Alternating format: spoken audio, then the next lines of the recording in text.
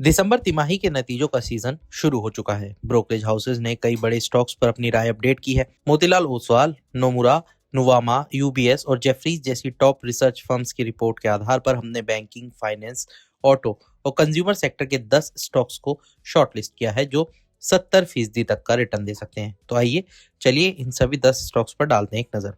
Infosys. Nomura ने इन्फोसिस पर buy rating बनाए रखते हुए 1810 रुपए का टारगेट प्राइस दिया है जो करीब 13% अपसाइड दिखाता है। ब्रोकरेज के मुताबिक कंपनी की गाइडेंस अपग्रेड से मैक्रो अनिश्चितता के बावजूद ग्रोथ विजिबिलिटी बेहतर हुई है। इन्फोसिस को 4.85 अरब डॉलर के बड़े डील ऑर्डर्स मिले हैं। साथ ही एआई से जुड़े 6 बड़े अवसर जैसे एआई इंजीनियरिंग, डेटा प्लेटफॉर्म और software modernisation medium term growth को सपोर्ट कर सकते हैं। ITC Hotels. नोमुरा ने आईटीसी होटल्स पर कवरेज शुरू करते हुए उसे बाय रेटिंग दी है और 230 रुपए का टारगेट प्राइस रखा है।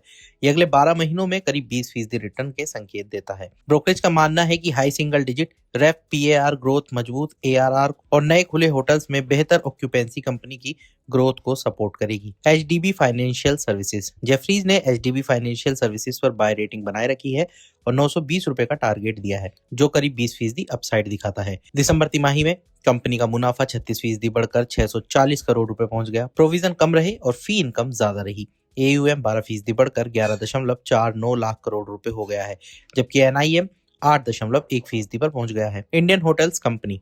नोमुरा ने इंडियन होटल्स यानी आईएचसीएल पर बाय रेटिंग दी है और 830 रुपए का टारगेट रखा है जो करीब 22.4% ऊपर जाने का संकेत है। ब्रोकरेज के मुताबिक एडीआर ग्रोथ मजबूत बनी रह सकती है क्योंकि प्रमुख बिजनेस शहरों में होटल रूम सप्लाई सीमित है। वित्त वर्ष 2025-30 के बीच नई सप्लाई बहुत सीमित रहने की उम्मीद है। HDFC AMC. मोतीलाल ओसवाल ने एचडीएफसी एसेट मैनेजमेंट कंपनी पर बाय रेटिंग दी है और 3,200 रुपए का टारगेट रखा है। ये मौजूदा लेवल से करीब 25% तेजी दिखाता है। ब्रोकरेज को वित्त वर्ष 2025 से वित्त वर्ष 2028 के दौरान रेवेन्यू, एबिटा और पीएटी में 16% सीएजीआर और एयूएम में 18% सीएजीआर की उम्मीद है। कर्मचारी खर्च बढ़ने के बावजूद कंपनी का एबिटा मार्जिन 81.5% पर मजबूत बना हुआ है। ICICI Lombard. जेफरीज ने आईसीआईसीआई लोम्बार्ड जनरल इंश्योरेंस पर बाय रेटिंग बरकरार रखी है और 2,400 रुपए का टारगेट प्राइस दिया है जो करीब 27% ऊपर है।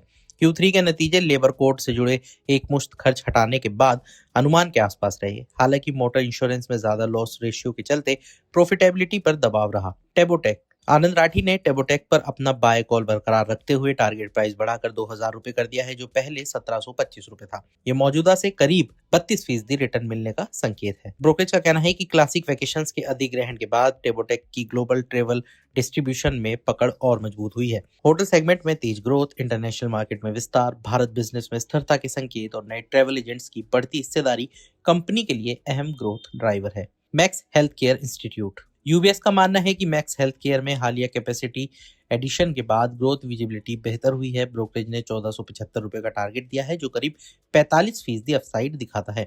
नए हॉस्पिटल बेड्स और बेहतर ऑक्यूपेंसी से आने वाले समय में कमाई में मजबूती आने की उम्मीद है। Just diet. नुवामा ने जस्ट डाइल पर बाय रेटिंग बनाए रखी और 1,100 रुपए का टारगेट प्राइस दिया है। मौजूदा भाव 722 रुपए के मुकाबले ये करीब 52% तेजी का संकेत है। रेवेन्यू ग्रोथ भले सीमित हो लेकिन शॉर्ट टर्म में प्रॉफिटेबिलिटी में सुधार हुआ है।